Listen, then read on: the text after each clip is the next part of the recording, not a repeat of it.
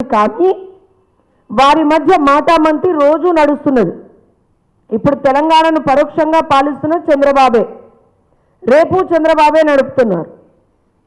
ప్రగతి భవన్లో కాలు మోపడం ద్వారా హైదరాబాద్లో నా పెత్తనం నడుస్తుంది, నాదే నడుస్తుంది అని పరోక్షంగా ఆంధ్ర ప్రాంతానికి తెలియజేయడమే ఆయన ఉద్దేశమట.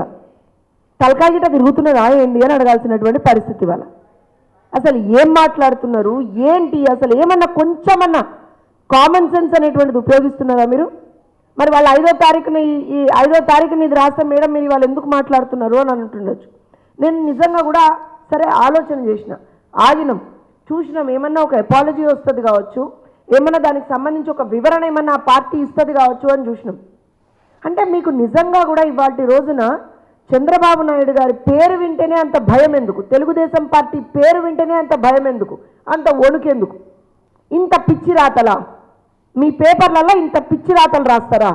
ఇంకా మళ్ళీ దానికి తోడేమంటాడు, ఆంధ్ర పెళ్లి కొడుక్కి తెలంగాణలో పెళ్లి పందిరు ఎందుకట? నేను తమాషాలా? నాకు అర్థం కాదు. ఏమనుకుంటున్నారు?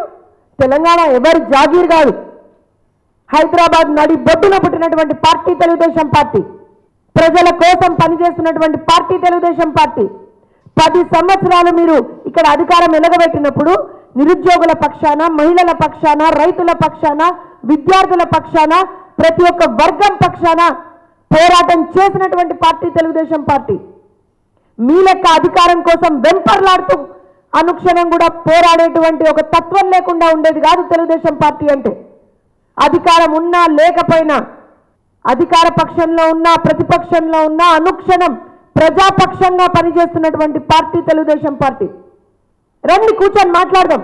Across the table I will put it across to you. 10 సంవత్సరాల్లో మీరేం చేసిండ్రు? తెలంగాణ ప్రాంతంలో ఎంత విధ్వంసం చేసిండ్రు, ఎంత నాశనం చేసిండ్రు, ఎన్ని రకాలైనటువంటి దాడులు చేసిండ్రు మీకు లెక్కలతో సహా చూపిస్తాం మేము. నిన్న ఒక మహానుభావుడు, వీళ్ళ పార్టీ వర్కింగ్ ప్రెసిడెంట్